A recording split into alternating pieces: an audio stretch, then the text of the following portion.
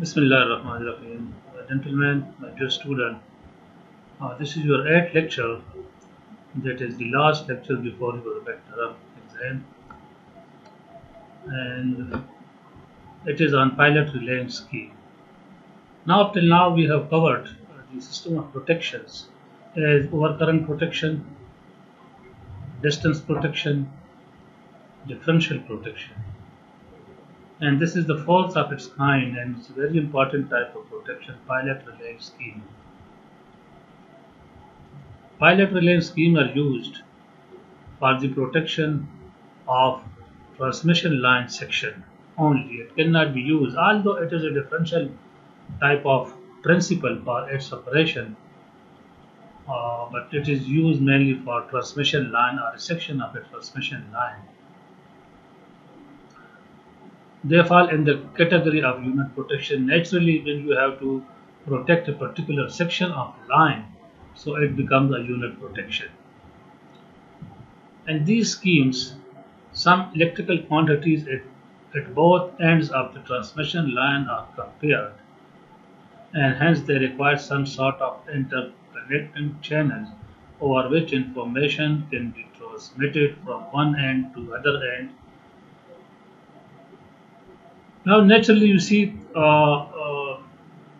you know the basic principle of the differential protection, that we just have a measurement on one side of the protected section and on the other side of the protected section. So naturally, this line which we have to protect by this scheme may have a long distance, maybe 20 kilometer, maybe 30 kilometer, and in some cases it may be hundreds kilometer or more than 100 kilometer line.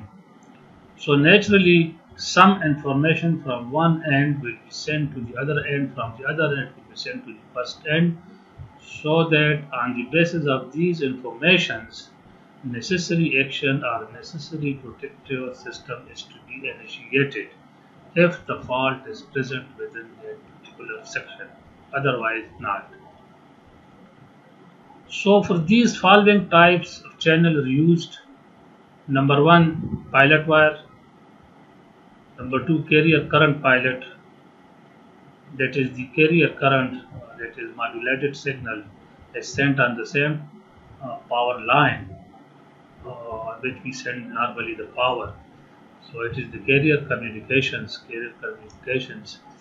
between the two ends, and certain on the basis of certain information, uh, it is to be decided whether the fault is present within that particular section or otherwise. Now, number third is microwave pilot. Basically, the second one is the information or the carrier signal is sent on the same power line, but the third one, microwave, it is a microwave transmission between the two stations, or directly or between some repeater station, are also sometimes used depending upon the terrain and of course the location and of course the distance between the two stations. So we start with the first one, that is pilot wires. Pilot wires may be buried private cables or alternatively rented post office or private telephone lines. It is economical for a distance up to 30 kilometers. So pilot wire protection is basically for short distances. The maximum distance for which it can be used, it is mentioned in the literature, is 30 kilometers. Okay. Now, carrier current pilot is one in which a low voltage, high frequency signal between this range, 50 kHz to 700 kHz, is used to transmit information from one end of the line to another. In this scheme, the pilot signal is coupled directly to the same high voltage line which is to be protected. This type of pilot is also called power line carrier communication, PLCC. Microwave pilot is a radio channel of very high frequency for 50 to 10,000 megahertz a distance of 150 km is possible in flat country, otherwise it is limited by hills and buildings. You know the limitation of the microwave communication along the plain area. This link may operate up to 40 to 60 km without repeater stations. The system is applicable only when there is a clear line of sight between stations.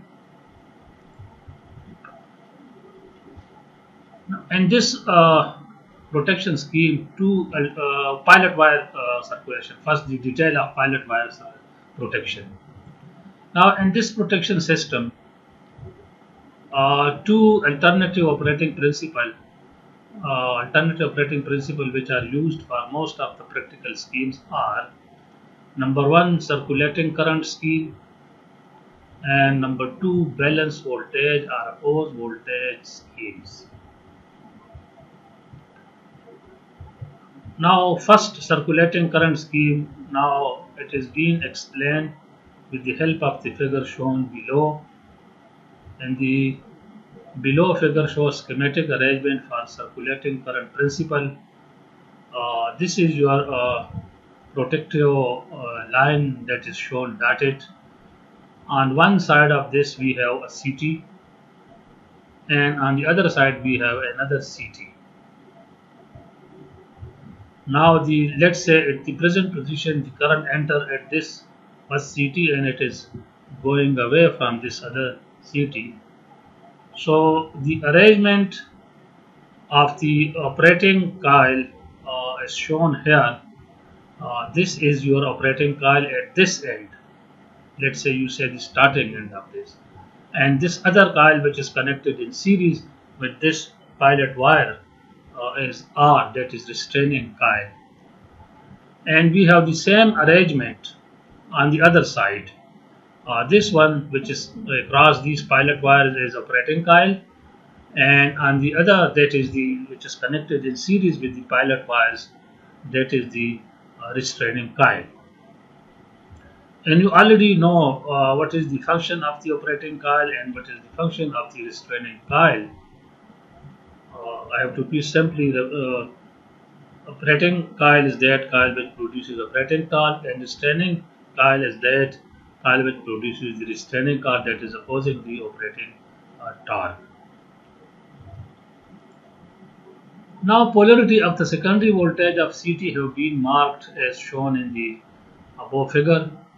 For normal condition and for external fault condition, current flowing in the pilot wires and relay coil caused by CT secondaries are shown in the figure. So these are the direction of current which is shown in this particular output of the CT. And you know, for the normal condition and for the external fault, the current in the operating coil from both the CT are opposite to each other. Since their output has the same value, because there is no internal fault, it may be normal condition or it may be external fault. So therefore there is no current flowing or zero current flowing in the operating coil of the relay, and there is no operation. Right?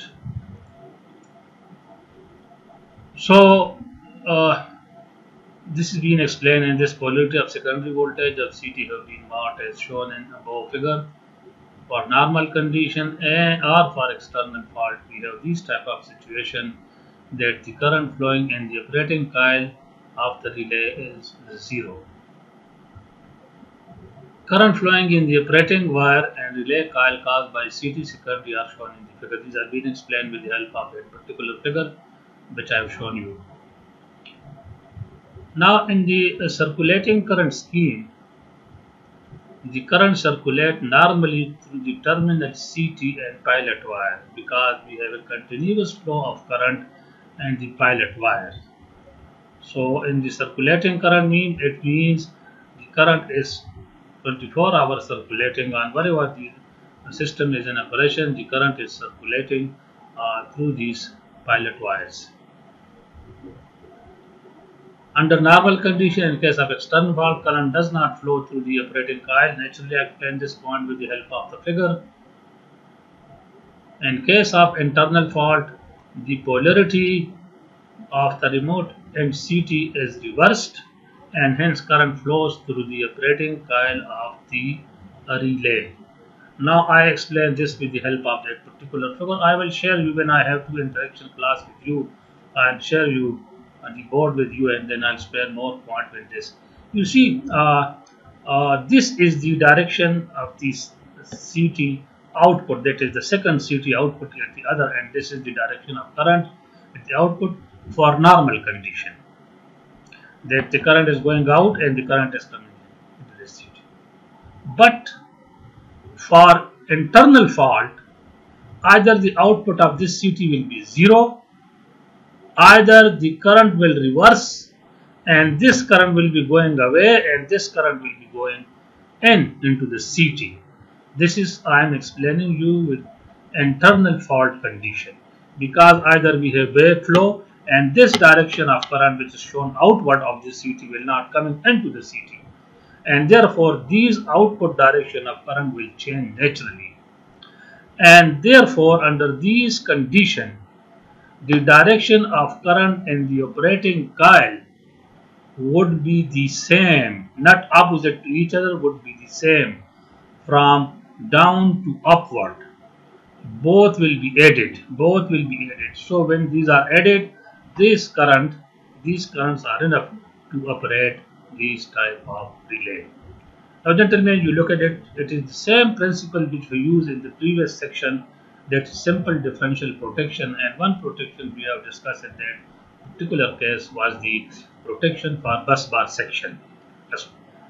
Apart from that particular system explanation, I explained one complete area of the protection system, that is bus bar system, which was of course protected by this percentage differential or bias differential protection. And you see, under the fault condition, the direction of current would be of course reverse, and of course when these direction of current reverses, then of course these two currents are added in the operating coil of the relay and the relay operates. Okay. Now the next is balance voltage or opposed voltage scheme. Now gentlemen, in the previous scheme, circulating current scheme, the current is flowing continuously in the pilot wire. Now this is such a system, balance voltage system, that the current will only flow in the operating coil when internal fault occurs. The figure below a schematic diagram of a balance voltage principle. Polarity of CT and direction of current shown in the figure are for normal condition and external fault.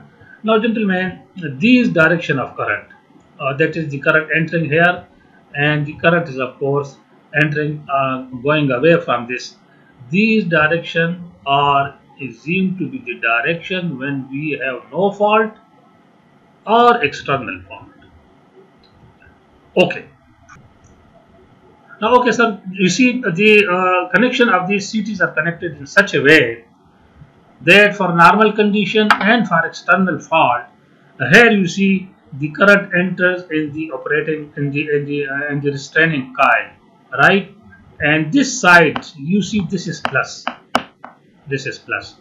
The operating coil is not connected across the pilot wire, but it is connected in series with the pilot wire. This is of interest. In the previous case, the operating wire was connected across the pilot wire, but in this particular case, the operating coil is connected in series with the pilot wire, this operating coil, and of course this operating coil. These are connected in series. Here, the current leaving in this side CT is so this is your positive terminal, and the current is leaving this CT, so this is your positive terminal. Now you see, when this is your positive terminal, so this is your positive terminal of the operating coil, and this is the positive terminal. So this under normal condition and for external fault. This operating coil is connected between two voltages of the same magnitude. So therefore no current will be flowing, because when a resistance or impedance is connected between two 10 volt positive, no current, 10 volt, 20 volt or any voltage positive, both sides are positive, no current will be flowing, right?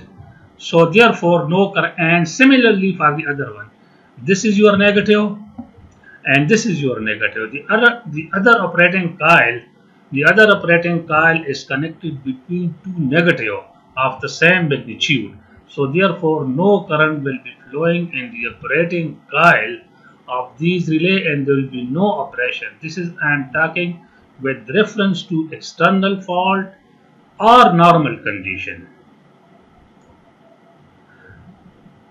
Now this is your first scenario, normal or external. The second scenario be if we have internal fault. So naturally when we have internal fault right at this protected line, the polarity of the current will change. If the polarity of the current would change, then of course the current will going away and will going in. So this side will become negative, the other side will become positive. So with these conditions, the direction of current from this CT will remain the same.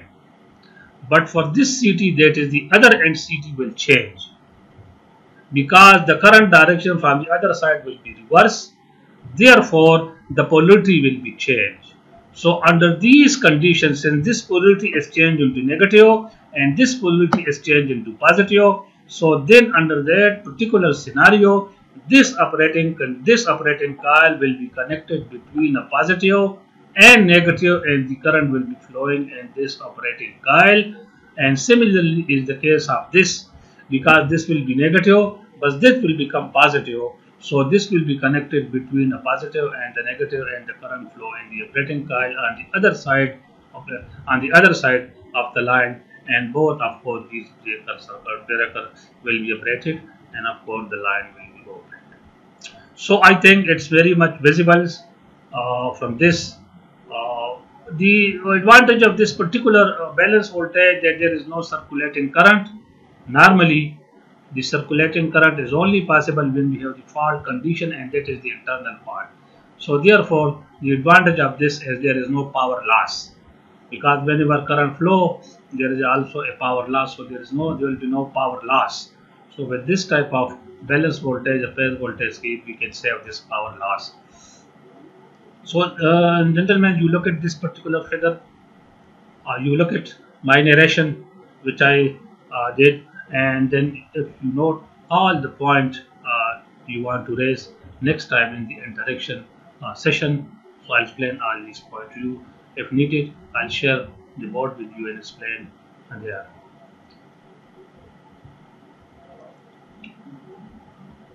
Okay, Ji. In this scheme, current does not normally circulate through pilot wire. All these points, the operating coil of the relay is placed in series with the pilot wires, and hence current does not flow through the pilot wire under normal condition, or in case of external fault.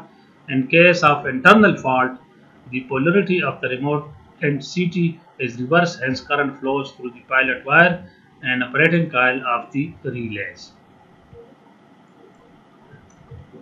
Okay, so now this was the first type of pilot wire protection. Simple pilot wire are used, but this is being used for short distance, maximum up to say 30 kilometer. It is not, of course, suitable for a long line because of the drops in these lines, particularly let's say cannot be used for long line. Now for a high voltage line, that is EHV, extra high voltage, and ultra high voltage power line, carrier current protection is preferred to be used. Carrier current protection, this is the most widely used of protection for EHV and UHV power lines. Now in this schemes, a carrier channel at high frequency is applied, the carrier signal is directly coupled to the same high voltage line that is to be protected. The frequency range of the carrier signal is 50 kHz to 700 kHz.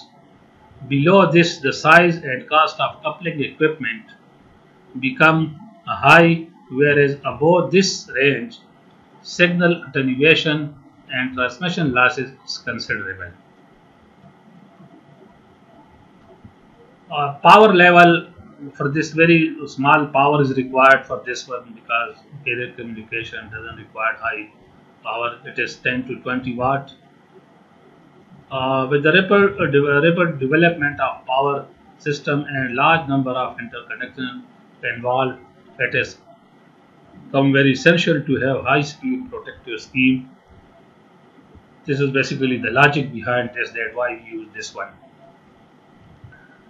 Carrier current schemes are quite suitable for EHV and UHV power lines. They are faster and superior to distance scheme. Distance protection scheme are non-unit type of protection. They are fast, simple and economical and provide both primary and backup protection.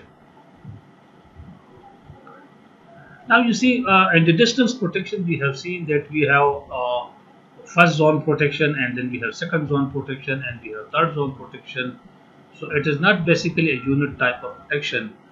Even if the fault occur in the second zone and the first, and that particular relay for which it fall in the first zone, that relay fails to operate, then it will be cleared by the previous relay in that second zone.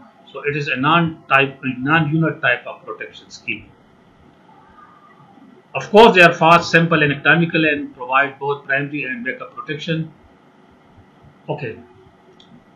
Now, gentlemen, this point is of course important. I have explained this point also when I was explaining you the distance protection, that is the end zone fault, when I was explaining this point to you, and the same is repeated here as a preamble to this particular protection system.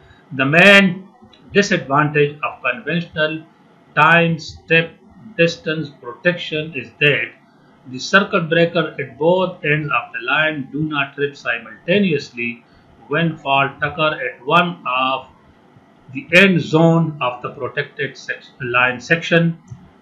This may cause instability in the system.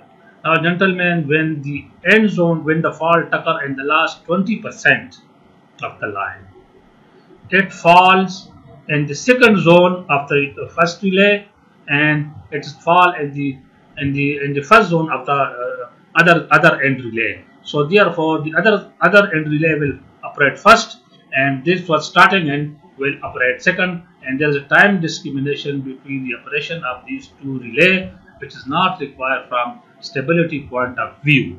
So this is of course the advantage, and therefore we have just converted ourselves to the carrier protection, where both the relays on both sides of the fault point will operate simultaneously. In carrier current scheme, the carrier signal can be either prevent or initiate the tripping of the protective relay. So there are certain signaling transmission between one end and other end, and on the basis of those signals, the relay operates. I'll explain this point to you when I go there to explain further. When the carrier signal is used to prevent the operation of the relay, this scheme is known as to prevent the operation of the relay. This scheme is known as carrier blocking scheme. When the carrier current signal is applied to initiate tripping, the scheme is called carrier inter-tripping or transfer tripping or permissive tripping scheme. So two type of interlocking signal are sent. One is of course blocking signal, and one is of course permissive signaling. One signaling, permissive signal, is that signaling that the information from the first relay to the other end is given to trip. So this is permissive.